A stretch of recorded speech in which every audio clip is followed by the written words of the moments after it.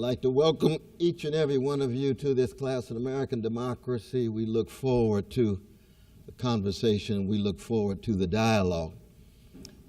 I am so very blessed to be in class, not only with each and every one of you, but to be in conversation with my very, very dear friend, my dear brother, Roberto Unger, who I've met over 40 years ago, and who I consider to be one of the last great humanist intellectuals in the American empire in late modernity.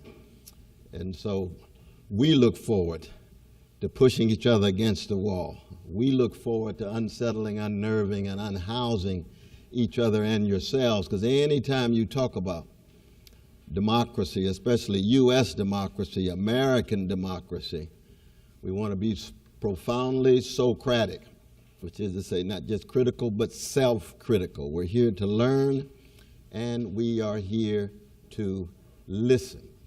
One of the distinctive features of this class is that we have much to say about the contemporary situation, but we don't want to fall in the pit of presentism. We don't want to be obsessed with the present and lose sight of the ways in which the present, in all of its complexity and all of its simplicity, is profoundly informed and shaped and molded by the complex and simple history, and the ways in which the relation of past and present are at work. There are three fundamental components of this class. First is the genealogical component, which has to do with origins and beginnings. The question, what are the historical possibilities, what are the historical conditions for the possibility of the emergence of U.S. democracy? That's why we're reading the finest text ever written about the American democratic experiment, written by a Frenchman, an aristocrat who came here to study the prison system. It's always crucial to keep close track of the prison system in any society, especially in any democracy, especially in the U.S. democracy. There's no accident that when he arrives at Beaumont, he wants to get a sense of what he understands to be the dominant tendencies of the modern world. For him, early, mid-19th century. And he wants to look at the United States from the vantage point of those incarcerated. What is the relation of their plight and predicament to the nation state, its economy, its manners and mores, its civil society, and its cultural or spiritual dimensions? Historical conditions for the possibility of the emergence of U.S. democracy. Then we want a prognosis, which is analysis. And by analysis, we mean the best of traditions of historical sociology. What do I mean by historical sociology? Trying to keep track of dynamic structures and institutions and how they relate to dynamic individuals and persons.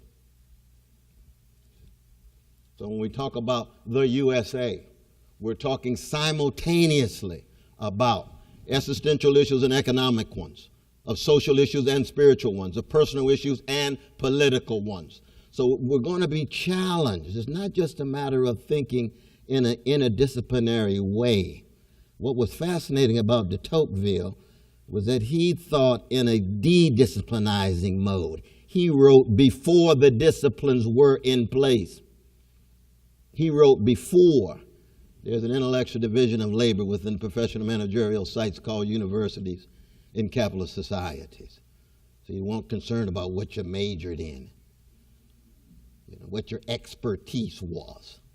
He was raising fundamental questions. What is the character and content of this particular democratic experiment? How did it come to be? What are its great breakthroughs? What are its blind spots? What are its major impediments and obstacles? What are the major things that spur it, and how does it connect to other nation states in the world? So what is crucial about trying to make a connection between the genealogy on the one hand and the prognosis or the analysis, especially historically sociological analysis, is trying to ensure that we do not engage in a narrow, provincial, and parochial analysis, historical understanding, or projection into the future of U.S. democracy. What is distinctive in many ways about so much of the thinking about American democracy is the degree to which people are so seduced by it that you end up with a very narrow provincial understanding of it. It is distinctive, no doubt. But American exceptionalism will be a major target throughout this class, and we'll be looking at what we mean by American exceptionalism, that first new nation, born liberal, born modern, born bourgeois, city on the hill, moral beacon to all of the world. Everybody's got their eyes on us, the last best hope of humanity. Really? Oh, there's some very courageous and very cowardly. There's some very critically involved and very ignorant. There's some very xenophobic and very loving. There's some very anti-Jewish and pro-Jewish. There's some very anti-black and pro-black. There's some very misogynist and sexist and anti-sexist and misogynist making up the history of the nation. How do we keep track of all of those different voices given the historical backdrop and the ways in which institutions and structures shape and mold the souls of each and every one of us? It's very, very difficult. I think James Baldwin said it so well when he said Americans suffer from a sense of being addicted to innocence. F.O. Matheson, probably the greatest of the literary critics, who was master of Lowell House for almost 35 years. He wrote a classic in 1941 called American Renaissance. He said, would America be unique among modern nations to move from perceived innocence to corruption without a mediating stage of maturity? That's 1941. But he's on the Socratic train. He's raising the critical and self-critical questions. And it's available to each and every one of us, no matter what historical moment we find ourselves in. And of course, we know that no one group has a monopoly on the Socratic energy, on the insight, on the courage to think critically and to try to make sense of American democracy, as it were. Now, we want to be very candid about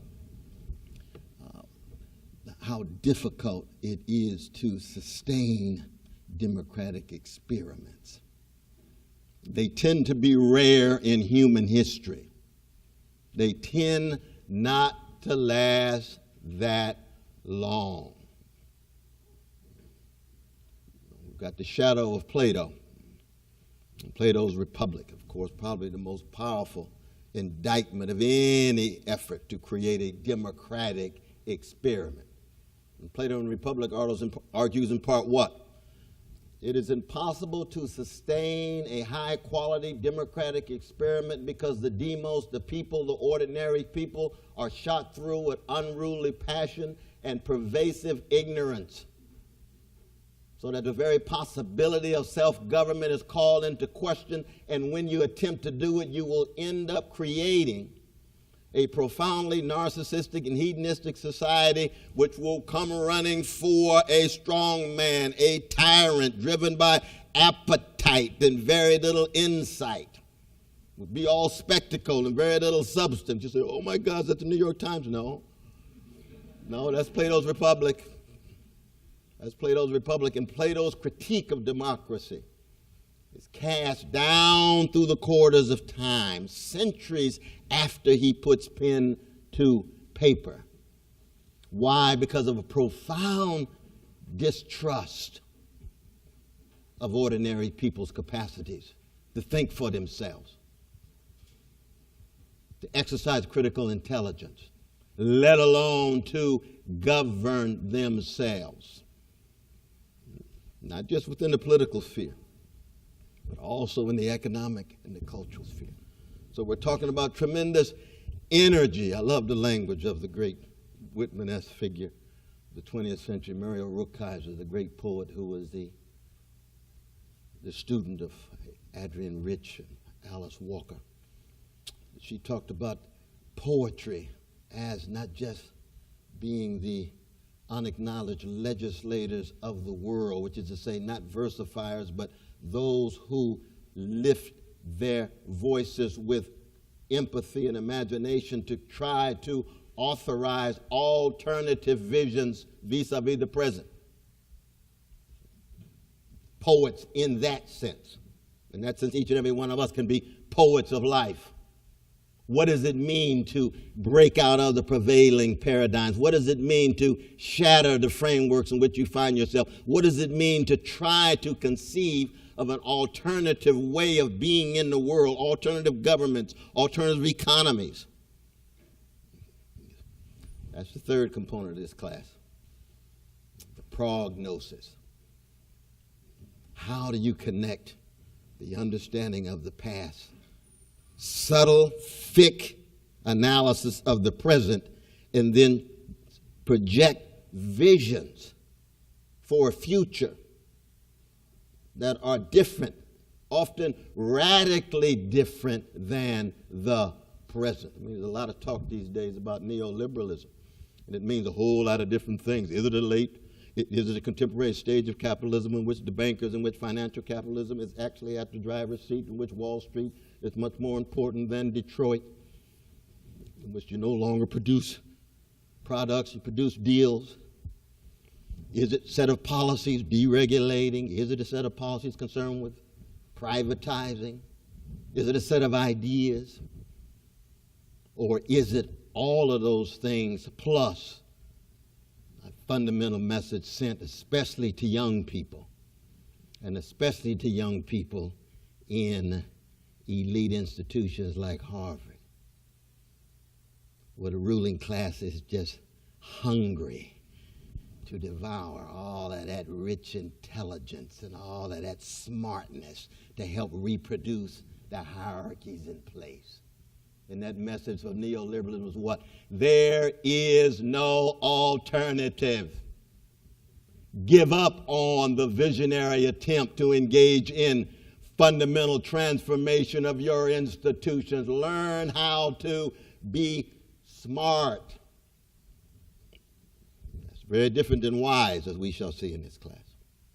If there's one submotif of this class is let the phones be smart, we got to try to be wise.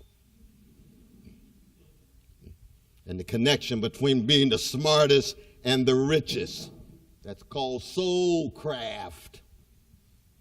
And soulcraft has to do with dominant orientations toward the world, dominant ways of being in the world. You can call it a habitus from Pierre Bourdieu's work. Trying to reinforce certain dispositions and predispositions among persons within institutional contexts that push them in directions that hide and conceal what's being overlooked. And in that sense, this class is quite unabashedly, it's part of Socratic discourse, but it's unabashedly counter-hegemonic. It's quite abashedly oppositional, not in the didactic sense. You can be right-wing as you want, write a wonderful paper, get an A, fine, we'll have a conversation later. I'll show you why I think you're wrong on so many issues. I still love you. I'm a Christian. Try to love everybody. So we're open to all the voices. This is not indoctrination. This is conversation. But in a conversation, you still take a stand. And any stand you take is a fallible stand. You could be right, you could be wrong, but you fight for your perspective based on your argument, based on your evidence. But the overarching tilt of this class is to somehow make the connection between the genealogical on the one hand, wrestling with the present, but always making the connection. That's why we're going to come back over and over again to de Tocqueville and some of the other texts that we read in this class. So much of the text will have, so much of the class will have to do with both our lectures and our dialogue in public, and then the sections with our dear brother Peter. We're so glad to have him back. He was here with us last year. I think you've been here with Roberto. How many years now, Roberto? 6 years, almost too many to count. Absolutely, absolutely. So let's dive in a bit more on what I have in mind here. First thing to keep in mind is that when we talk about the United States, we have to be able to hold a number of factors in our mind at the same time, in tension, sometimes contradictory, and still retain the ability to converse. It's difficult. I'll give you an example. You hear oftentimes people talking about slavery as America's original sin. It's almost a kind of cliche. Our dear sister Condoleezza Rice put it forward. Just recently, Professor Reed put it forward in Foreign Policy. And it's a highly misleading formulation. Why is that so? Because you can't talk about the emergence of the USA without talking about the British Empire, without talking about persecuted ones by that empire, the Puritans, who arrive in the States, in a new land, with people already there. So that encounter is the beginning point. Now, why is that important? Because if you talk about slavery as the original sin, so America ends up with a democracy deficit, or a deficit in its democracy, as if there was no imperial backdrop. And already you've domesticated the discourse. You've already sanitized and sterilized it, or what I call, you deodorized it. And I come from a tradition that likes to keep it funky. And when you keep it funky, you try to tell the truth. And the motto of the U.S. of Harvard is what? Veritas. Boy, that's bodacious, isn't it? Truth. Oh, really? Are you really interested in the truth about yourself? Maybe your will to truth is often unwilling to be truthful about itself. One condition of truth is to allow suffering to speak. So if we're going to talk about U.S. democracy, you've got to talk about the British Empire, internal struggles going on, vicious treatment of those who have religious beliefs that are being persecuted, make their way to the States and encounter some other folk. And lo and behold, you end up with 5, 10, 13 colonies, 26 states, 35 states, 50 states. Wow. It's a lot of manifest destiny, isn't it?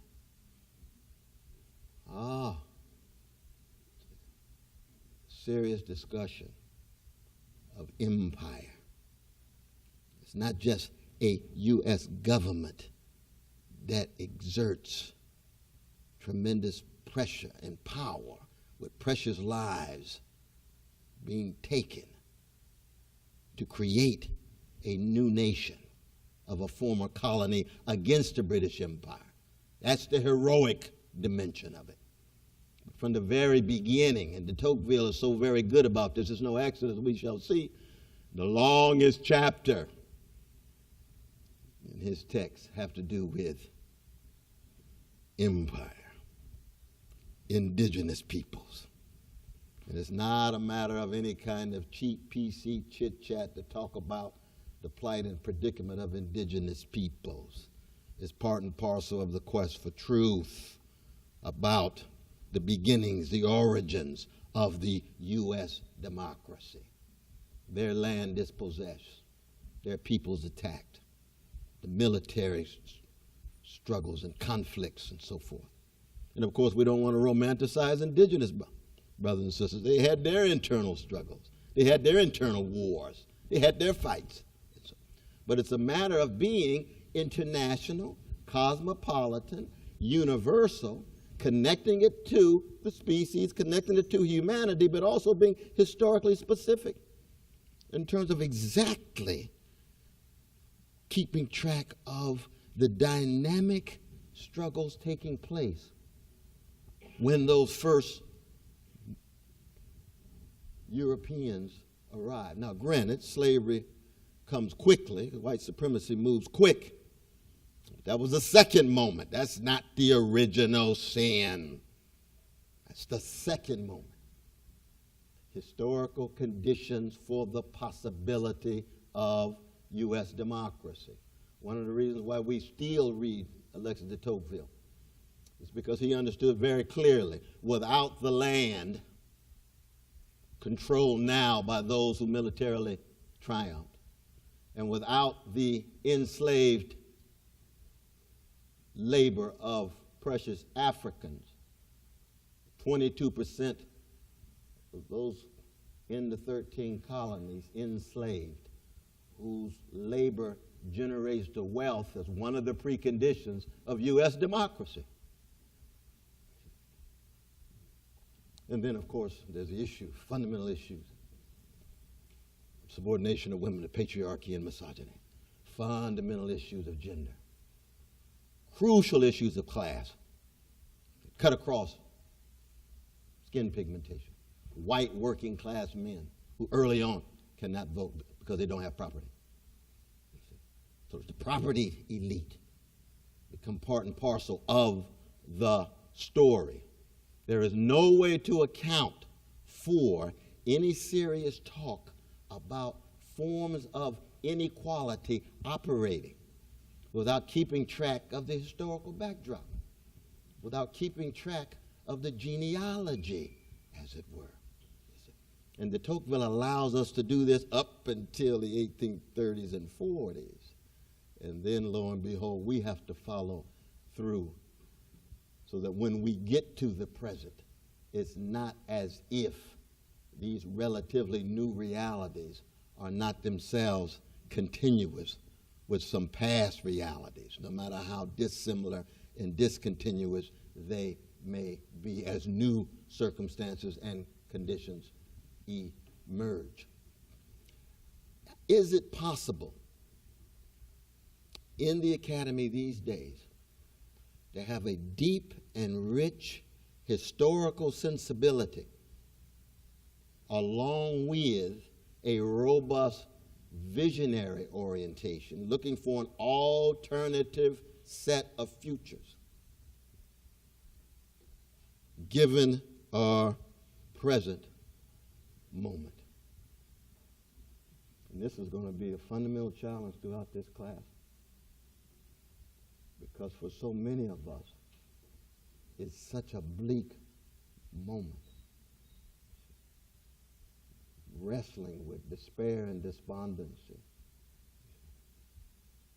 Wrestling with what began as an anti-imperial experiment, itself becoming an empire, and now watching the U.S. empire undergo unbelievable decay and decline.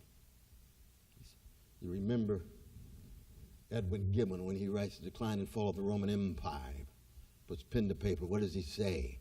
That all empires come and go, usually based on military overreach, usually based on corruption of political and financial elites, and usually based on a dumbed-down culture that puts forward weapons of mass distraction. It was gladiators and circuses and a host of others in that day. You see. And of course, there's no direct parallels. The U.S. empire is not the Roman Empire. But history never repeats itself, but there are some similarities, some deep similarities. When executive branches begin to eclipse legislative branches, when citizens more and more feel impotent, helpless, hopeless, their voices not counting at all, when the wealth inequality becomes so grotesque that you can say on television these days the top 3 individuals have wealth equivalent to the bottom 50% of their fellow citizens. 160 million fellow citizens have wealth equivalent to 3 persons. How grotesque can the wealth inequality be? And yet people feel, what do you do? How do you connect the visionary to practical on-the-ground activity? And that's the makings of what Plato was talking about. We'd call it neo-fascist sensibilities. What Plato called it strong man, tyrannical rule, in which you allow for the rule of big money and big military, but at the same time you make sure that you are dividing and scapegoating the weak and vulnerable, such that the coming together of those everyday people is so difficult that people give up and simply defer to the powers that be, or end up with their individualistic quest for success to fit into the mainstream and be well adjusted to injustice. Very, very difficult moment. And there's a lot of different responses to it. You got deeply conservative responses. Conservatives could come along and say, I told you so from the very beginning.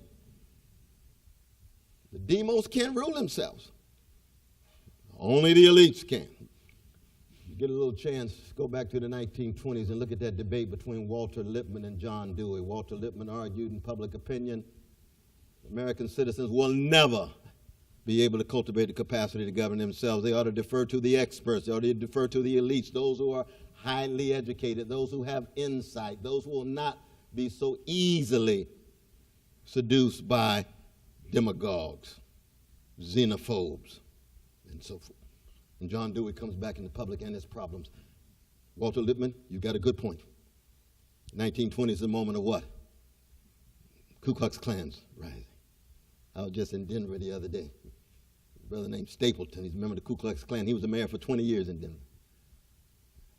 Ku Klux Klan expanding, misogyny, escalating, working class, subordinating. Wall Street in the driver's seat. That's why 1929 hit so hard. Calvin Coolidge in the White House. What was distinct about Calvin Coolidge? Not the most visionary brother in the history of the presidency, right? Napping, but deeply tied to Wall Street rule. And very little to say about the vicious forms of xenophobia, the anti-Catholicism, the anti-Jewish and anti-Semitism, the deeply anti-black and brown and so forth. Do we have what it takes to Socratically enter a dialogue, willing to think critically, and knowing it's going to profoundly unsettle us? Knowing that in some ways we're going to have to undergo some deep paideia, to use that wonderful word of the Greeks. Deep education, not cheap schooling. And deep education is always transformative. Call certain assumptions we have into question. Examine certain dogmas we're holding on to. Have to let it go. And that's true for each and every one of us. One of the fundamental questions we'll raise is, what is the relation between what appears to be an escalating spiritual blackout? And by spiritual blackout, what I mean is the relative eclipse and collapse of integrity, honesty, and decency and courage across the board, across class, across race, across gender, across sexual orientation. Because that soul craft that is so dominant, smartness, richness, and we'll get to foreign policy, bomb dropping. 26,000 bombs dropped last year. We won't talk about it, but it's there. Drone strikes alongside the bomb dropping. But for us right here in the United States, this strong, we can call it loosely a neoliberal soul craft as opposed to a democratic soul craft or a Socratic soul craft or a prophetic soul craft. But a neoliberal soul craft where it's about smartness and riches and the ways in which it generates forms of denial, deep forms of denial. Denial of what? Denial of catastrophes. We talked in the class yesterday about the reduction of catastrophes to problems. You see. Well, could you say something, Professor West, about the race problem? America's never had a race problem. There have been catastrophes visited on black, brown, and red people. That's not a race problem. It's a catastrophe. Slavery was not a problem. Taking of land of indigenous people is not a problem. Now, you can try to reduce it to a problem in order to write your paper and get a grade, but the realities are so overwhelming. The last thing we want to do is deodorize. There's never been a woman's problem in America. These are catastrophes visited on women. And this Me Too movement is just the peak of an iceberg in terms of misogyny and sexism and patriarchy and vicious attacks on women's intelligence. And we can go on and on and on and on and on and on. There's never been a problem of trans folk, precious as they are. These are catastrophes. The point is we're going to keep track of what the mainstream wants to deny, the catastrophes. Now, thank God there's some concern about the escalating ecological catastrophe, what it means to live in a new era. But the planet's about to go up and gone. Or nuclear catastrophe. Yes, we've got some increasing scholarship on that. Economic catastrophe, the wealth inequality that I talked about.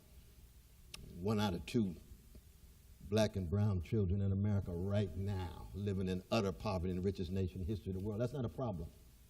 That's a catastrophe. Let's be very clear about our categories.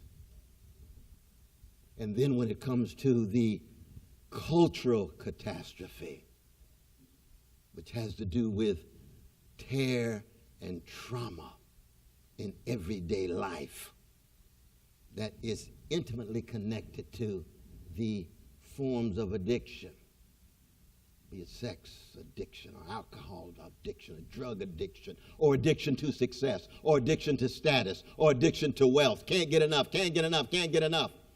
Joyless quest for more, get more and still lack joy. That is a catastrophe. You call it a spiritual catastrophe if you're a religious person like I am. But it's tear and it's trauma. It's not just an occasion for people to get a little self-help. Buy the book, go to the internet site, and get a little self-help. No, you're dealing with something much deeper than that. And we carry it within our bodies, in our hearts and minds and souls every day. Get up and go to class, go back to the dorm and eat and so forth. It's bombarding one day in and day out. And it's so easy to try to deny it. But of course, as Freud says, there's always a return of the repressed. Or Malcolm X says, chickens come home to roost. Sooner or later, you're going to have to come to terms with what you have denied. And when it comes to moral catastrophes, like not dealing with white supremacy, for example, or thinking that just the election of a black president allows us to overcome 244 years of white supremacist slavery, 99 years of Jim Crow and Jane Crow, or American terrorism and lynching, still tied to denial, still tied to this addiction to innocence. That what does what? Absolve one of Socratic questioning, answerability, accountability, responsibility. And this holds across the board. Across the board. We won't even talk about the Wall Street catastrophe of 2009 and how many Wall Street executives went to jail. Lack of accountability, lack of responsibility. And how do we honestly, candidly, unflinchingly analyze, try to illuminate what is going on, and then still have enough courage to project a better future? The last thing that Tocqueville and others wanted was to reinforce a kind of spectatorial cynicism. So you're always a spectator outside looking in. Things are so bad. Oh, my God, it's so little could do. Could you please pass my tea? Which one you want? You got 12 choices. Which one you want? Oh. Because it doesn't affect you directly as it does those who are on the far end of the vicious bombardment and attack of the variety of different catastrophes that we're talking about. You see. And that's very much what the challenge is in part of what this class is about. And you can imagine, my dear brother Roberto and myself, that we have overlapping visions. We have certain disagreements and so forth. And he's on the cutting edge because he's from Brazil. And I'm behind because I'm from California. But I'm trying to catch up with him for 40 years and shall continue to catch up with him. But most importantly, we're going to have an open, robust conversation. That's at the very heart of what this class is all about. Let me stop there and open it up.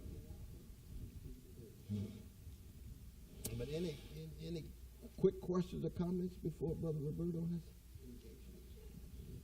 his? Do not hesitate.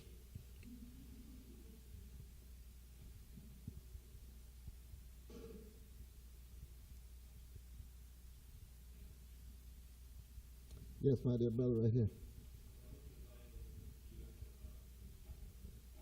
How do you define U.S. empire? Well, it depends on which historical moment. You got to keep track of it. You got to keep track of it. That when Texas belongs to Mexico and all of a sudden Texas belongs to the United States and there's a Mexican war, that is a conflict that has to do with imperial expansion. When 6 million people of color between 1898 and 1902 are subsumed under the United States in Guam and Philippines and Cuba and Hawaii and so forth, that's the American empire expanding outside of the continental lines. There's a wonderful book, I think it was published about 1951 by Bernard DeVolto, the Harvard grad himself. He used to live right around the corner here on Irving Street. Not a professor, but he just liked to hang around Harvard. It's amazing how people graduate from Harvard. A lot of them just don't want to leave, you know what I mean? Did you graduate 15 years ago? Yeah, I'm still living right across the street from my dorm. God dang. But, and there's nothing wrong with it, but it's a strange phenomenon. But he was a magnificent man of letters. He wrote a book called The Course of Empire in the early 50s. The Course of Empire. And I mention him because there was a moment in the history of understanding the United States, American democracy, American culture. Somebody called William Appleton Williams wrote a book called America as a Empire as a Way of Life, an American historian. But it was a brief moment, and it was over. It was over. So the issues of empire pushed aside.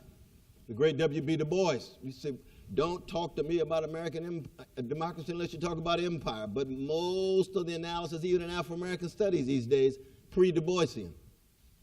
They don't want to talk about empire. That's why so many of the black intellectuals didn't want to talk about Obama's empire. They didn't want to talk about 563 drone strikes, over 200 and some children killed in Yemen and Somalia, Pakistan, and Afghanistan. They wanted to talk about health care. Very important. Breakthrough in health care. I'm with you, Brother Barack. Yes. Oh, but what about empire? What about AFRICOM and Djibouti and so forth and so on, you see?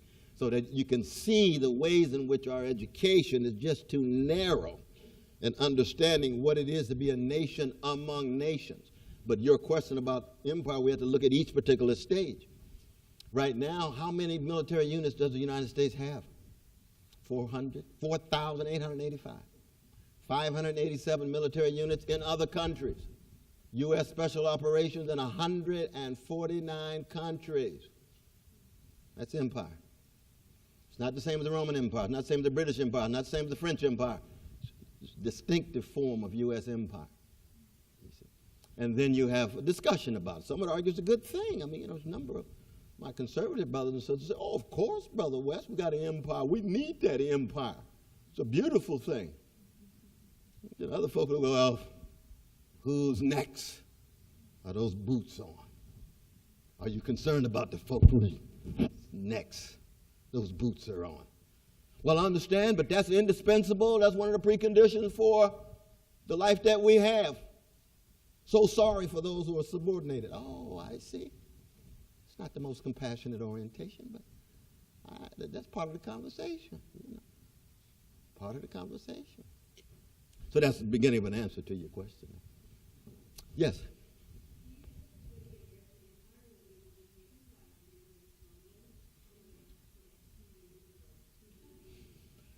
It's hard to predict. We know historically that empires come and go. There's no doubt about that. The question is there enough good stuff in the history of America's past and operative in the present so that the best of America, the broader, more robust, democratic, and free possibilities can be expanded? See, that's my concern. That's my concern. Now, if the answer to that is no, then we know that there's no way that that a tyrannical rule, an imperial executive, a marginalized legislative branch, and a helpless, impotent citizenry will be able to sustain the best. And so, yes, indeed, it's going to undergo some very, very ugly transformations and changes. It's always an open question. The future is incomplete and unfinished, no doubt about that. I saw a hand over here. Yes.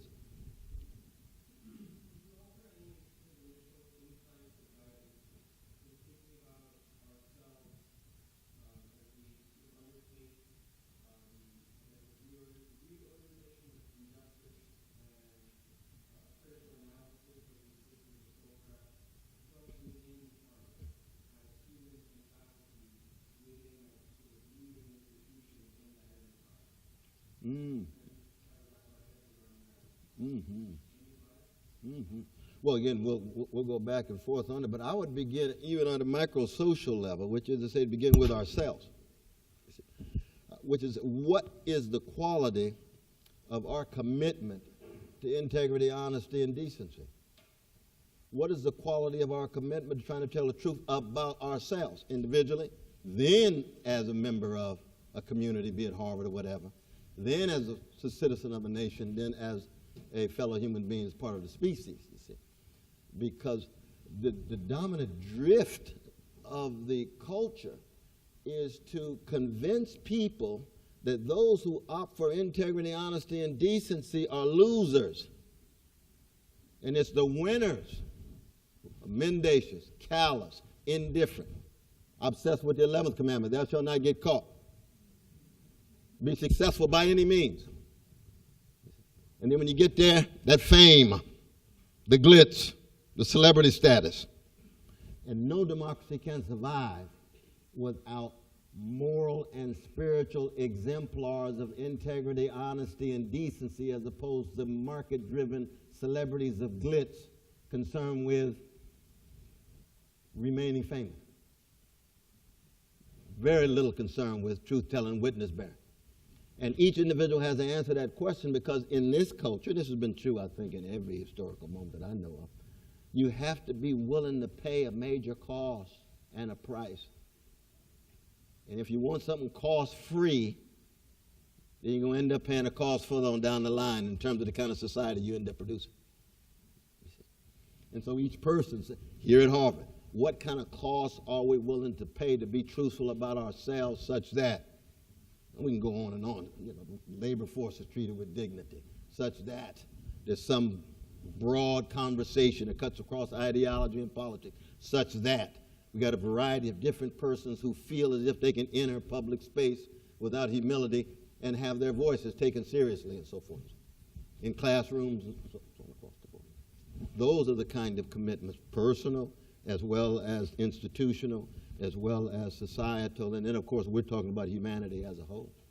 But that's just the beginning of an answer to your question. But it always begins with us. What kind of person we're going to choose to be. And it's no accident when we look at some of the exemplary figures, be it Martin Luther King or Fannie Lou Hamer, or be it Malcolm X, or be it Ralph Waldo Emerson, or be it Walt Whitman, or be it Theodore Dreiser, or any of them, W.B. Du Bois, or Henry Julia Cooper. What was it about these folk? They were committed to something bigger than themselves. They committed to a certain conception of holding on to truth regardless of what the consequences and the costs were. And then, most importantly, they were self-giving. They were willing to serve. Yes?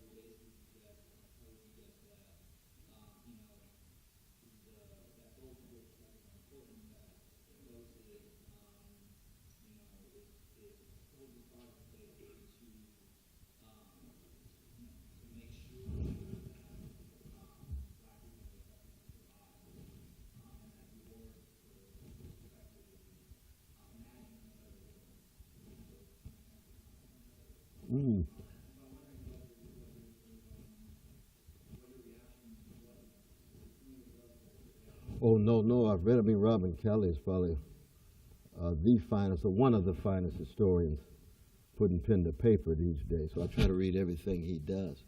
Doesn't mean everything he says is right, but a whole lot of what he says is right. And so I appreciated the piece. I mean, I think he tended to downplay one of the major issues just very quickly when my dear brother Coates argued that Barack Obama was a culmination of the legacy of Malcolm X. And I said, no, you've got to get off the symbolic crack pipe. There's a qualitative difference between Malcolm X, the critic of the American empire, and Barack Obama, the black face of the empire. And so that was a major point of contestation. And we're not talking about how brilliant Barack is, not talking about how wonderful he is, his wife, his kids, and so forth and so on. No doubt about that. But in terms of his particular role, vis-a-vis Malcolm's role, and to think that somehow that's a culmination of Malcolm X's legacy is to mislead a whole generation. The last thing I ever want is to see somebody like a Malcolm X rebranded into a culminating figure who's the head of American empire. You see, that's just an impoverished understanding of American history.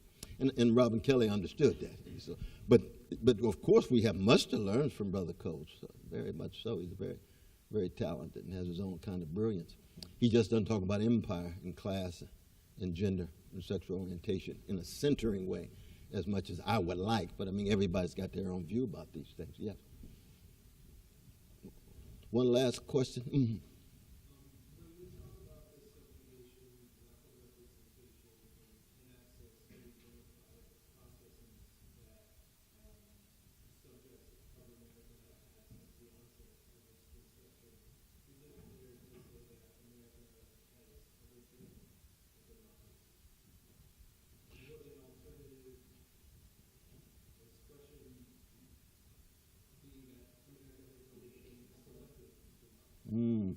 Well, keep in mind, given the historical backdrop that I was talking about, that you can never talk about a democracy as something static and stationary. It's always a matter of degrees and gradation. The difficulty of getting a democratic project off the ground, initially in the form of a republic, that's what it began as, of course, a republic that has a certain kinds of set of institutions that will tame the voices of those below and allow the best and brightest to gain access. But there's democratic elements that could then be expanded, such as amendments to the Constitution. It's profoundly democratic because it's open to revision so that your slaveocracy can be undercut with the 13th, 14th Amendment, you see. So that the patriarchal democracy can be, in some sense, depatriarchalized with women voting, 1919, 1920. So when we talk about democracy, it's not an either or. It's degrees and gradations. When we talk about USA beginning in 1789, I mean, aristocracies and authoritarian regimes and so forth have no pretensions whatsoever claiming they are democratic. But when you view yourself as government for, of, and by the people, that's a major, major claim. And then it becomes highly selective. But as long as there's possibilities of new voices to be heard that can bring power and pressure to bear to expand democratic possibilities, then you at least are still on the democratic train. But once democratic possibilities are undercut, and this is one of the challenges these days, you see, once you've got massive delegitimating of democratic procedures, once you've got massive attempts to undercut rule of law, once you've got massive attempts to divide the citizenry so that it's paralyzed, and then allow big money to rule and big military to rule, that's what neo-fascism is. And neo-fascism is the radical rupture of these degrees and gradations of democracy. And one of the things about any democratic project is given the difficulty of trying to create and sustain it, it can be undercut rather quickly. Rather quickly. That's what makes this moment such a terrifying moment, but also a moment of possibility, because the awakenings take place, and there's marvelous awakenings that's taking place all around the country as well that we'll get to. But I think we ought to stop for our dear brother Roberto. Mm-hmm. So I now speak with two purposes. these introductory remarks is to complement Cornell's introduction to the agenda of our course. But my second purpose is, in the course of doing that, to make explicit the perspective from which I will address the issues that we discussed here, so that these assumptions of mine are as transparent as possible from the outset. You will soon notice that my tendency is to be systematic. And I count on Cornell to remind me at every moment of the limits and defects of this systematizing bias. The German philosopher Friedrich Schlegel, is it on?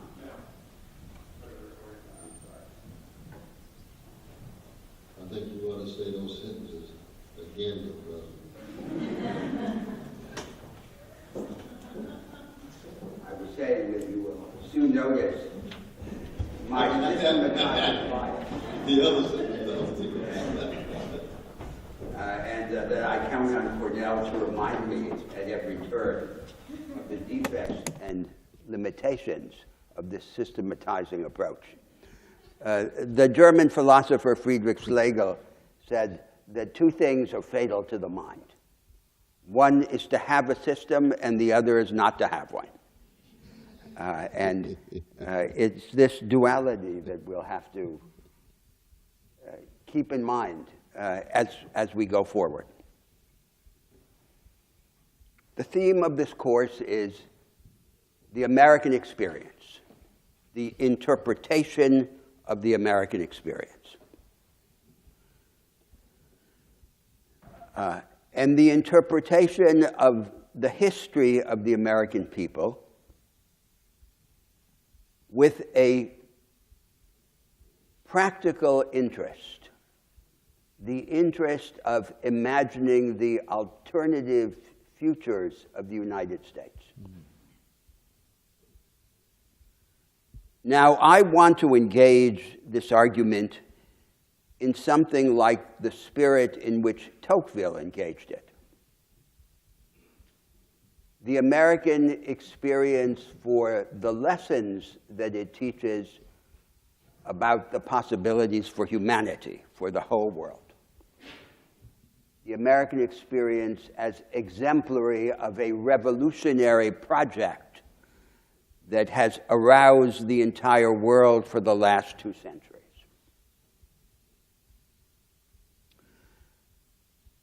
The reference to American democracy in the title of our course is not to democracy simply as a political regime, a series of institutions, but also to democracy as an idea and an ideal. The center of the democratic faith is belief in the constructive genius of ordinary men and women. The democratic idea is an idea about the power of ordinary humanity to elevate itself to a higher plane of existence, so that ordinary men and women can have in their lives a greater scope, a greater range of capabilities, a greater intensity. In a sense, translating this idea into the old theological and philosophical vocabulary, the larger ambition of democracy is not to humanize society. It is to divinize humanity. It is to increase our share in the qualities, especially the qualities of transcendence over circumstance, that believers ascribe to God. To increase our share in these divine attributes. this is the ambition of democracy. And the crucial element in an argument about democracy, taken in that larger sense, is always the relation of our interests and ideals as we understand them to the actual structure of society as it is expressed in the established institutions.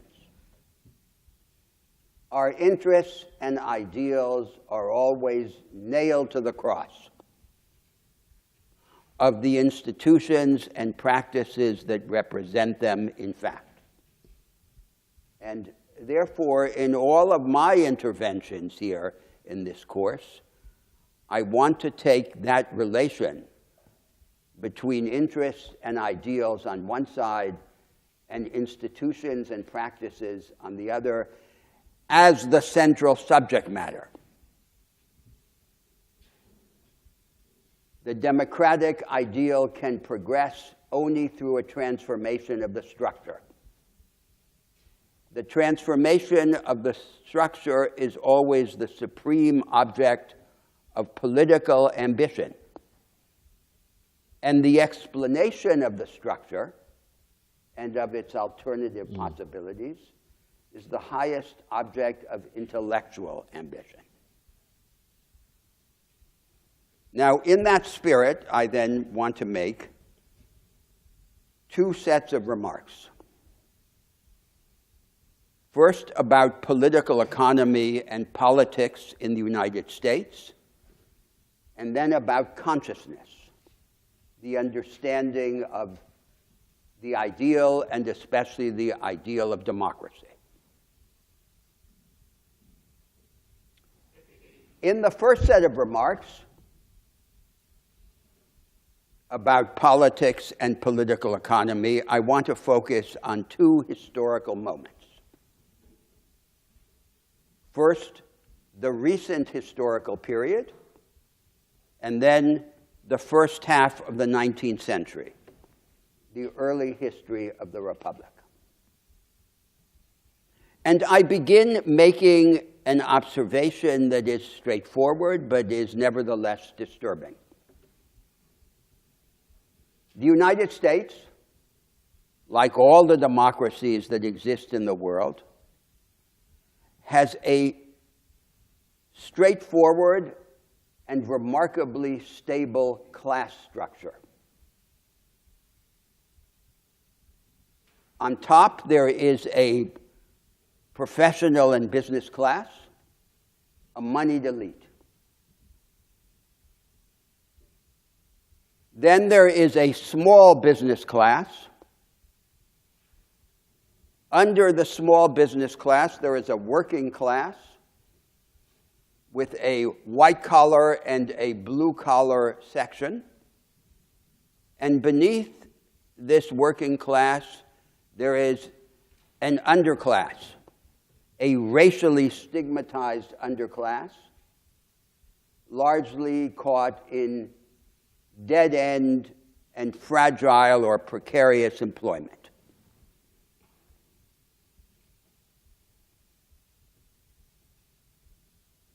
Of the rich democracies in the North Atlantic world, the United States is the one in which there is now the least social mobility,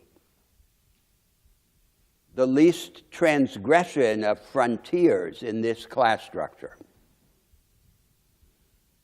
There have been only two episodes in the whole of American history of massive social mobility. The first episode was the one by which the children of farmers and farmhands became industrial workers. And the second was the one in which the children of industrial workers became white-collar workers, belonging to the other section of the working class. The nature of the class system in the United States is complicated by its enigmatic and profoundly influential relation to racial division. a recurrent subject in this class and our discussions throughout the semester, the relation between class and race.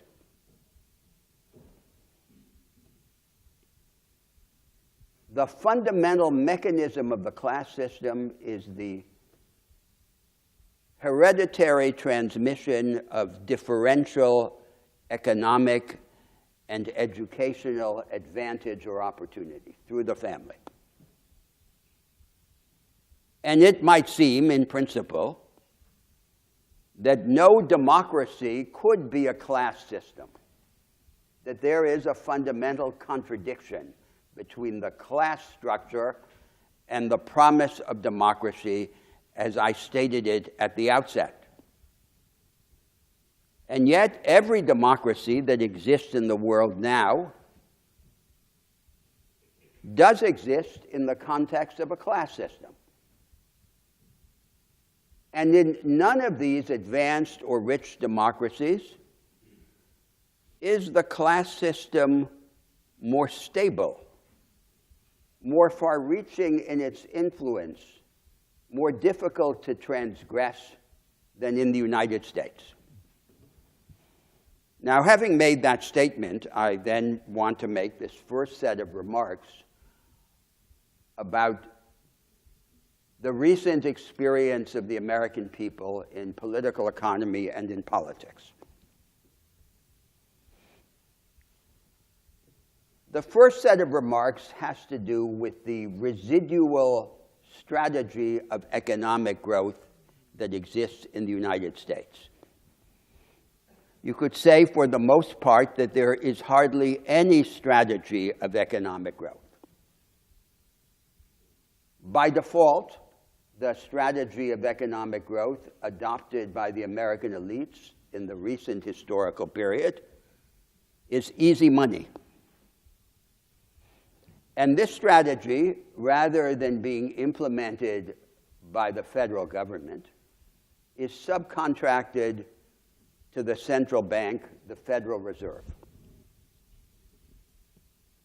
To the extent that there is any other strategy of economic growth complementing this policy of easy money, it has been a credit-fueled and debt-fueled practice of economic growth. In the context of the major structural imbalances in the world economy, look at what happened in the whole historical period from the Second World War to the financial and economic crisis of 2007 to 2009. The Americans established a market in mass consumption goods. Economic growth was driven by demand, by the massification or popularization of purchasing power. Nevertheless, in this same historical period, there was massively regressive redistribution of income and wealth. How was it possible to reconcile the establishment and the deepening of a market in mass consumption with this violently regressive redistribution of income and wealth that took place in the United States? Part of the answer is that the democratization of property was replaced by the democratization of credit. And the democratization of credit was made possible in turn, in part, by the overvaluation of the housing stock as collateral. But it was also made possible by the perverse way in which the structural imbalances in the world economy allowed each major country in the world to exempt itself from the task of structural transformation. the Americans ceased to produce enough goods and services that the rest of the world wanted. But they were able to continue in this process, in part because of the Chinese capital and trade surpluses. The Chinese financed the American deficits. And China, on its side, used its export orientation as a substitute for internal transformation of the country, for the deepening of the internal market. And so each of these great economies, of these great states in the world, used its relation to the other great economies as a way of escaping the task of structural transformation. The result of this process is that a kind of fake credit democracy took the place of a property-owning democracy. Now consider a second element in this story. Not the strategy of economic growth that was pursued, the one that I've just described, but the one that has not yet been taken up. The United States is the greatest seat in the world of what is now the most advanced practice of production, what we sometimes describe as the knowledge economy, dense in science and dedicated to radical and permanent innovation. We often associate the knowledge economy just with high-tech industry. But in fact, it is also present in knowledge-intensive services and in precision scientific agriculture. It is not restricted to any one sector of the economy. But in every sector of the economy, it appears as a fringe from which the vast majority of the labor force remains excluded. There is a revolutionary practice of production, but the revolutionary practice of production is quarantined. It is cabined. It is confined to a series of insular vanguards. And this hierarchical segmentation of the economy then becomes a great motor of inequality, exclusion, and stagnation. There is now in the United States a discourse that goes under the label of secular stagnation, resurrecting a term of the 1920s. And this discourse attempts to naturalize the slowing of economic growth and of the rise of productivity. But the most obvious explanation of economic stagnation, of relative economic stagnation in the United States and in the other rich economies, is that the most productive practice, the advanced practice of production, is denied to the vast majority of firms and of workers. At the same time, this hierarchical segmentation of the economy becomes a source of inequality and exclusion. The division of the economy between advanced and backward sectors. There are two traditional devices in these societies for the mastery of inequality. One of them is compensatory redistribution by progressive taxation and social entitlements. And the other is the defense of small business and small property against big business and big property. And it seems that these two traditional devices are entirely inadequate to master the vast inequalities that arise from this hierarchical segmentation of the economy. What then would be the strategy that would give practical substance to the widely professed goal of promoting socially inclusive economic growth. It would be a strategy designed to disseminate this advanced practice of production throughout the economy. But such a strategy would require major changes in the economic arrangements and in the practices of education. And ultimately, it might require as well a change in the organization of the political institutions.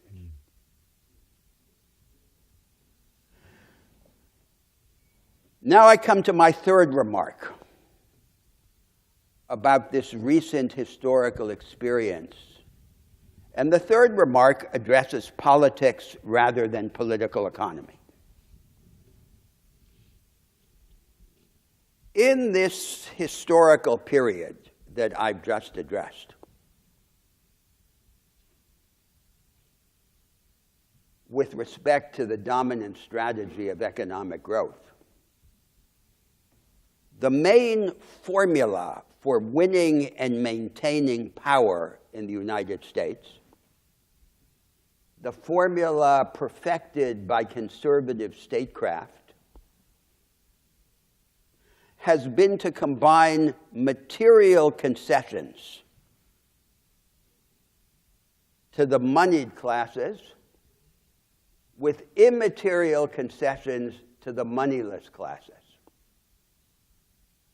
For the moneyed classes, tax cuts, deregulation, facilities for the accumulation of capital. And for the moneyless classes, the moral agenda.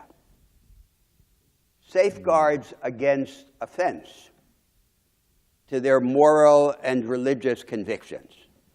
This has been the formula of conservative statecraft. The progressives in the United States in this whole historical period have, for the most part, had no project. They have been an instance of what happens all around the world now, in the last half century, which is that the project of the progressives is the humanization of the project of their conservative adversaries. On the whole, they have no project. Their project is the humanization of the inevitable through social entitlements or progressive taxation.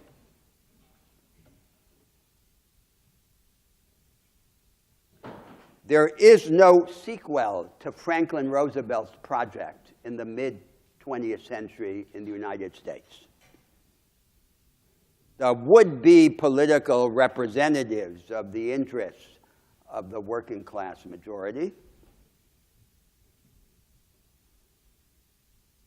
make concessions to factions, to sections of their base, different minorities. But they have had no project responsive to the needs, interests, and aspirations of the working class majority of the country, including especially the white working class majority of the country, who therefore regard themselves as dispossessed. This is the circumstance that has arisen in the United States, in which an abdication of the attempt to reshape and reimagine structure is reproduced in both political economy and in politics.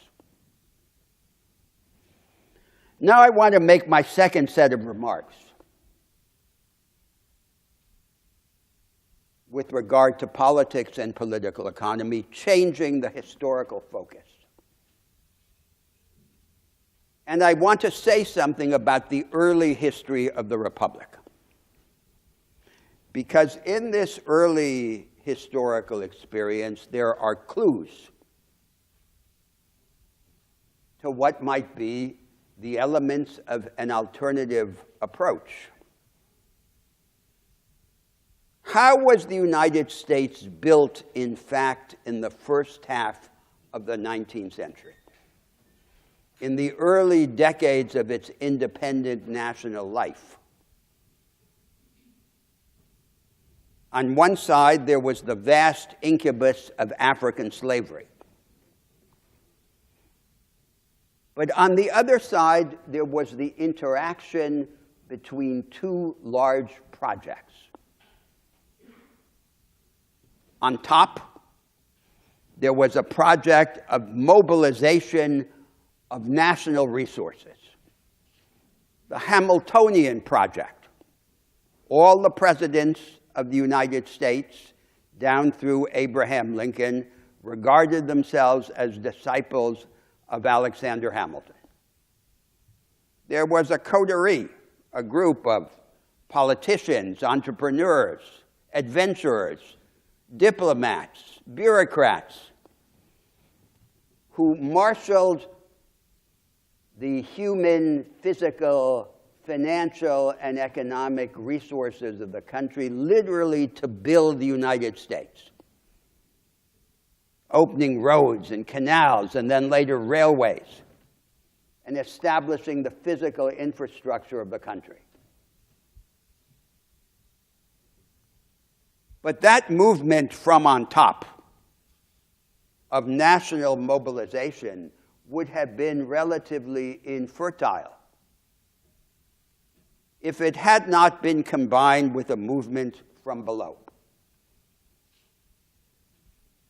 In the relative democratization of certain sectors of the economy. And I give you the example of two such sectors that were vital to the early economic history of the United States. One of them was agriculture. The European belief, the belief in Britain, the belief shared by both conservatives and Marxists, was that agrarian concentration was intrinsic to the evolution of so-called capitalism. The small farmers or peasants or former peasants would be driven out of the countryside and would become workers in the cities. But the Americans rejected that path. They distributed the land and in the agricultural frontier under the Homestead Acts. And they organized what in a contemporary vocabulary we would call strategic coordination between the government and the family farmer. Price supports, food stockpiles, the land-grant colleges, the system of agricultural extension. And at the same time, among these family farmers, what we would now describe as cooperative competition. The family farmers competed against one another, but they also pooled resources, achieving economies of scale. The result was to establish the most efficient practice of family-scale agriculture that had ever existed in the world up to that moment. They were not regulating the market in agriculture. They were creating a kind of agricultural market that had never existed before. Now, in finance, there was a similar invention. There was a contest in the United States over the organization of the financial system, and it culminated in the presidency of Andrew Jackson in the dissolution of the National Bank. For over 100 years, every bank operating in more than one state of the Union was prohibited. And the Americans organized the most decentralized system of credit at the disposal of the local producer that the world had ever seen. They were not regulating the capital market. They were creating a new kind of capital market. These are two examples of what I'm calling structural innovation in particular sectors of the economy. So on one side, there was African slavery, but on the other side, there was this interaction between the movement from above this elitist mobilization of national resources to build a country, and this sector-specific democratization of economic opportunity through institutional innovation. That's what built the country. And in a sense, that's what would have to build it again, as through the example of an economic strategy that disseminated the advanced practice of production throughout the economy, that established an inclusive rather than an insular vanguardism. Now, that effort did not persist in the course of American history. It had an afterlife, but at each twist of the afterlife, it became a little weaker than it had been in the previous twist, this interaction between the movement from above and the movement from below. And what were the crucial ingredients in the cumulative weakening of this dialectic between the two movements? One of them was the relative weakness of American democracy. American democracy had not been organized to facilitate the repeated transformation of the structure. It had been organized to inhibit such transformation. The Americans venerate their founders and attribute to them a preternatural insight into the requirements of democracy. There are two main principles in the American constitutional arrangements. There is a liberal principle of the fragmentation of power. There will be many sources of power in tension with one another. And there is a conservative principle of the slowing down of politics, expressed in Madison's scheme of checks and balances. The Americans think, they've always thought, and they think today, that there is a natural and necessary connection between the liberal principle and the conservative principle. But I think that they are mistaken, and that the liberal and the conservative principles are associated in their constitutional arrangements, not by necessity, but by intention. This slowing down of politics. And the result is that in the United States, major structural transformation has never been possible without great crisis. And great crisis in one of two forms: economic ruin or military conflict on a large scale.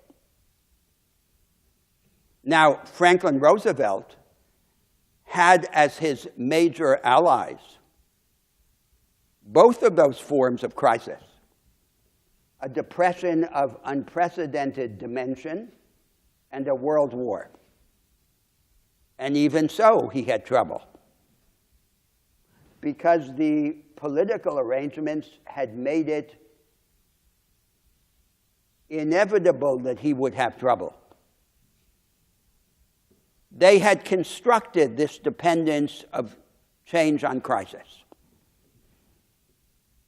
The second element that explains the cumulative weakening of this virtuous dialectic between the movement from above and the movement from below is thought. The naturalization of the existing institutional arrangements. In the general political culture and in the high culture of the academy, the ideas that have always prevailed in the United States are the ideas that make it seem that the established institutional form of the market economy and of political democracy are the natural, the necessary, or the authoritative form. The dominant spirit of these ideas has been what we call in the history of philosophy right-wing Hegelianism. The real is rational. So as the virtuous dialectic between the movement from above and the movement from below is weakened, what took its place was a kind of condominium of corporate power, high finance, and the national government, diminishing the pressure for cumulative structural transformation in particular sectors of the economy.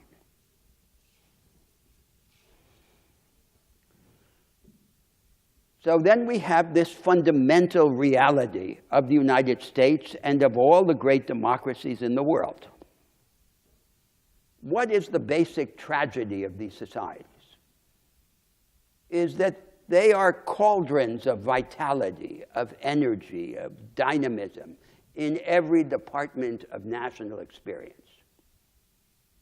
And the vast majority of all of this human passion and activity goes wasted for lack of instruments and opportunities. The structure suppressing or containing the spirit. There have been two major traditions of reform, of progressive reform in American history. In the whole period between the early history of the Republic and this recent historical period that I addressed at the outset. One tradition is the tradition that defends the small against the big, from Jefferson to Brandeis. And the other is the tradition that accepts the predominance of big business in the commanding heights of the national economy, but then seeks to contain it or to discipline it by the strong regulatory power of the federal government. What these two traditions have in common is that they abandon the attempt to reinvent the institutional form of the market economy. And that, according to this interpretation of the early history of the Republic, is what would be necessary. Now I want to turn from politics and political economy to the other side, the side of consciousness, the ideal of democracy, and refer to those who hear in these arguments of the course, I want to call the American prophets, such as Emerson or Whitman or Lincoln, the prophets of American democracy, the great articulators of this promise of democratic life, the promise that the ordinary would be lifted up to a higher level of life.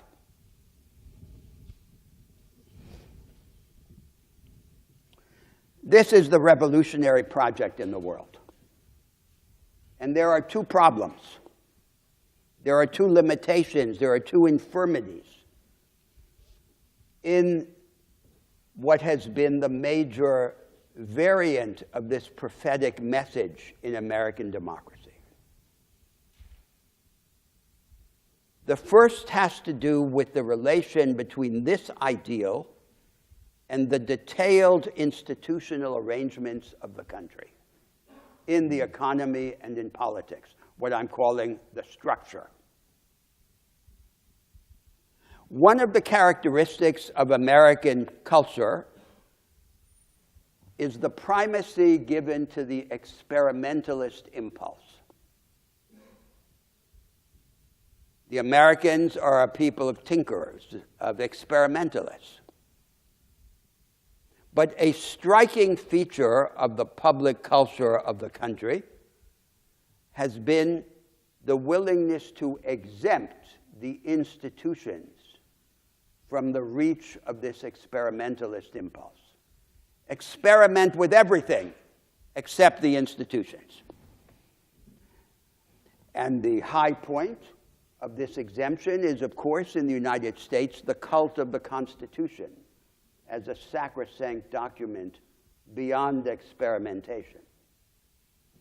There have been a long line of American thinkers who have attempted to persuade their fellow citizens to lift this exemption, from Jefferson to John Dewey. But on the whole, they have failed. The reluctance to apply the experimentalist impulse to the institutional structure of the country is fatal. It represents a kind of idolatry, and idolatry of the structure. Every structure is fallible, and our interests and ideals can be moved forward only by reinvention of the structure. The second defect in the established formulation of the prophetic message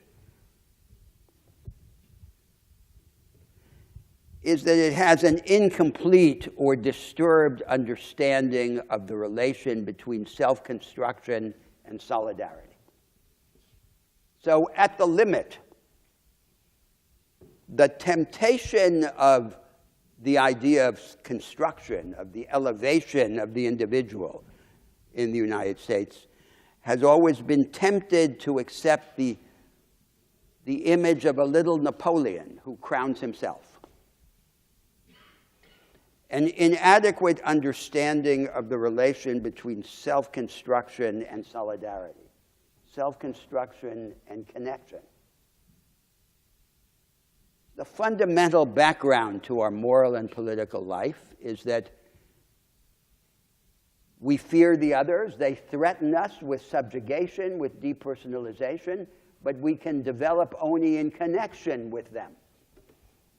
And therefore, we have to invent the higher forms of cooperation that allow us to connect more without paying the price of subjugation. And that's what requires institutional invention and reimagination. It's true that one of Tocqueville's central themes, the Americans have always given immense importance to voluntary association as a way of solving their problems. But voluntary association also needs an institutional vocabulary. There's no natural space in which it occurs. On the basis of what? Of what form of law? Of what way of organizing the economy? Of what background in politics? What are its presuppositions?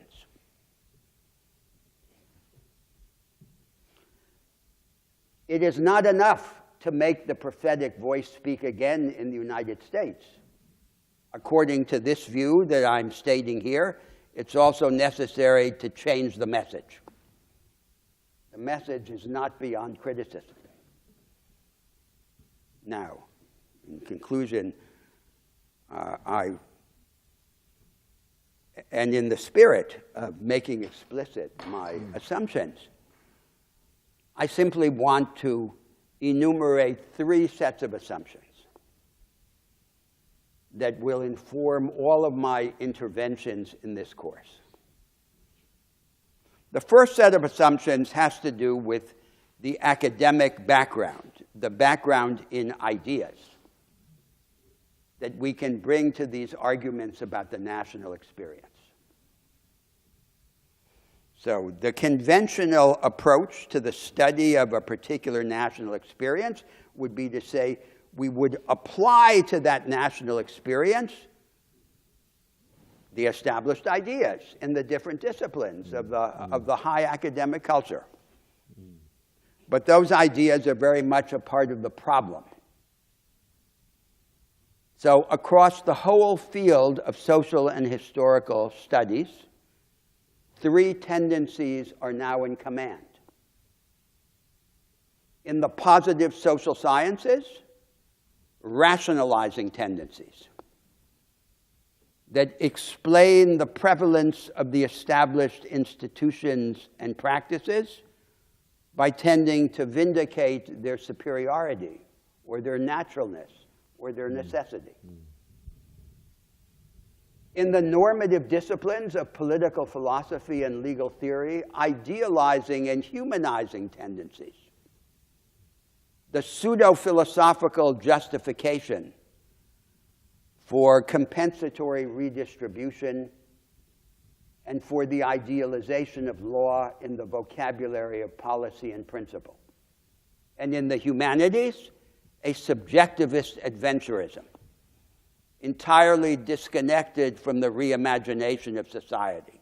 Consciousness embarks on a roller coaster of fictions and inventions that have no relation to the changing of the structure, an expression of the fateful parting of the ways between modernism and leftism in the early 20th century. The champions of these three tendencies regard themselves as enemies, but they're not enemies, they're allies. And they're allies in the disarmament of the transformative will and imagination. The common element is the breaking of the vital link between insight into the actual and imagination of the possible, of the adjacent possible, of the next steps. To understand something is always to understand what it can become. So my first set of assumptions in these arguments have to do with opposition, hostility to the dominant tendencies of thought, and unwillingness to apply them. This is not a field for their application. This is a field for their deconstruction and replacement. The second set of assumptions has to do with my attitude to the prophetic message in the United States. Deep sympathy with the democratic prophecy, but critical resistance to the two infirmities that I highlight. There is this revolutionary project in the world for the elevation of ordinary human life, but in no society does it exist in a form that we can entirely accept. As in Tolstoy's comment at the beginning of Anna Karenina, all happy families are alike, and each unhappy family is unhappy in its own way. The peculiar forms of unhappiness are these heresies, these perversions in the statement of the democratic prophecy. So I will not conduct this argument in the spirit of trying to hold the Americans to their ideals, because I am also a critic of their ideals, as well as of their institutional arrangements. The structure has to be reimagined, and so do the ideals. And now I state my third set of assumptions in the relation to the historical moment. We don't choose our moment in history. Now, for the last 250 years, there has been a revolutionary project in the world. It has set the whole world on fire. It has two faces.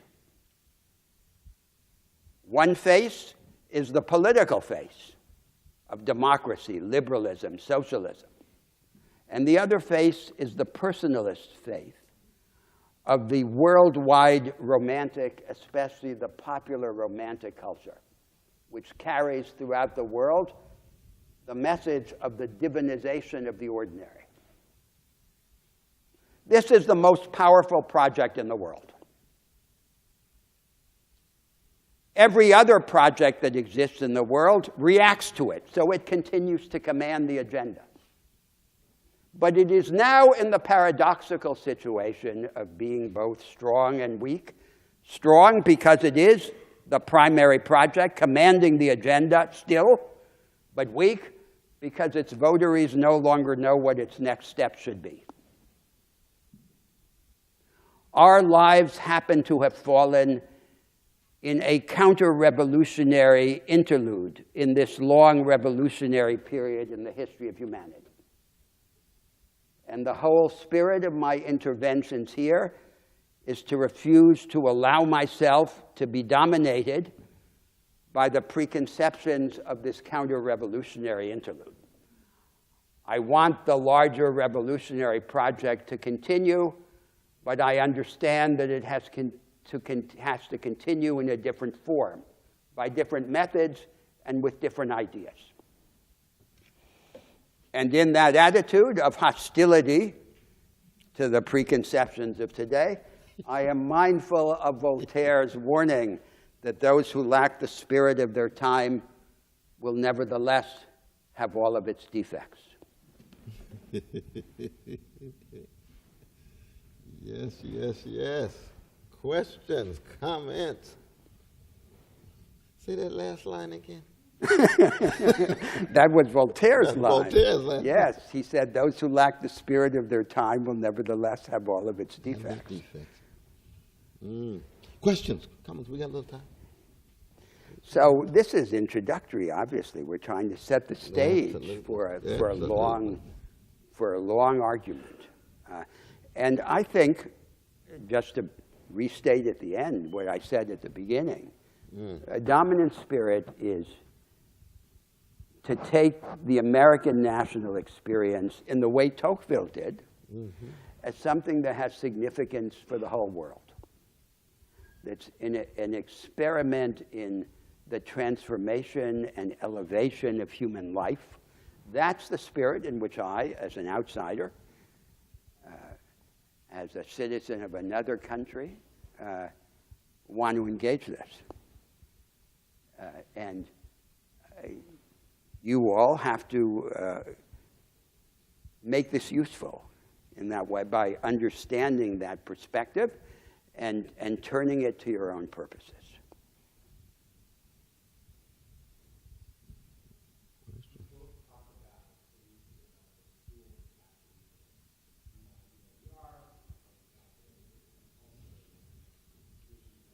Yes.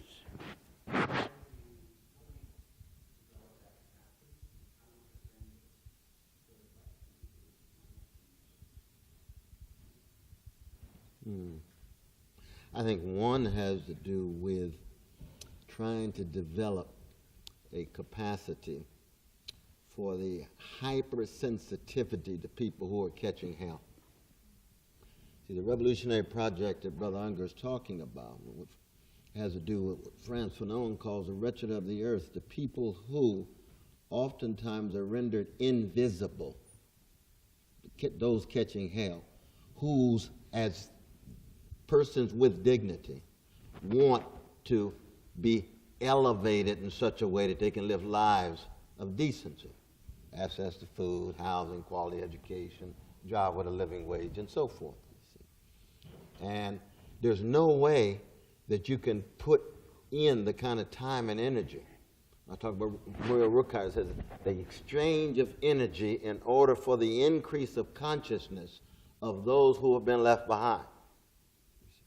So that you generate a lens through which you look at the world to ensure that your sensitivity to those catching hell is at the center of your vision. If somehow they drop out, then you end up with a very narrow vision that has to do with prosperity, success, and so forth and so on. And lo and behold, you've got this massive slice of humanity who are still locked into forms, whatever is domination and oppression and so forth. So that there's an existential element here. And then the intellectual one is, how are you open enough to the kinds of insights that are rarely generated from the mainstream, from the streamlined? Because to be mainstreamed and streamlined is to try to shape you into a discourse which itself is in denial of the catastrophe that so many everyday people are wrestling with. But let me answer you in a way that responds to another aspect of your provocation. I interpreted your question as being in part a question about how we use the interpretation of the past and of the present to inform a vision of alternative futures. And what I want to say is this: neither of us here in this course will be speaking at what you could call a meta level, that establishing principles or criteria for how to argue, what's the right method. That's not what we'll be doing. We'll be trying to answer the question you just gave for ourselves. So everything that we say will be, among other things, an example. Right? That's the point. It's not the description of a method, of a series of criteria, of conditions, of what you have to know, of what you have to master. That's not how we'll do it. So we're going to throw ourselves into it directly and try to exemplify it. So that's what I just tried to do. That I spoke about American history, but my whole interest was in the imagination of these alternative futures. So we're not offering you a method or a system or a theory. We're offering you a series of examples in the hope that these examples can then spur a response by you. Not that you'll, as it were, try and figure out the method or the presuppositions implicit in our examples, but that you'll do something else. That's right. That will have some analogy by extension or by opposition to what we tried to do. Is that a fair account? Exactly. I mean, one way of putting it is it's not just a matter in any way of being informed. We're calling it being transformed. When you're informed, you got methods, criteria, principles.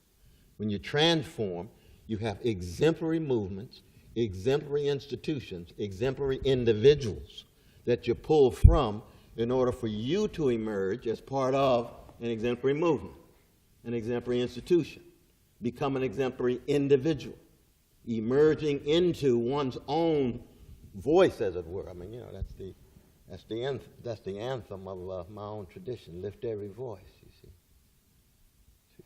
Lift every voice. You can't be a jazz man or a blues woman without finding your voice. And finding your voice is a profoundly democratic mode of being in the world. But if you settle to being an echo, then just stay in your technocratic space and become the copy in order to move toward a mainstream. So in that sense, it's counter-hegemonic, it's oppositional, it's that hostility. I didn't really use the language of hostility like that, but it's the hostility that Brother Unger feels vis-a-vis a mainstream, but it's rooted in his hypersensitivity of trying to ensure that the wretched of the earth are treated with a dignity and decency. I know it's about 3:01. We have any questions, we'll save it for next week. Absolutely. But have a good week. Blue skies are waiting for you. It's nice out there. Nice out there. That was rich, man. That was magnificent.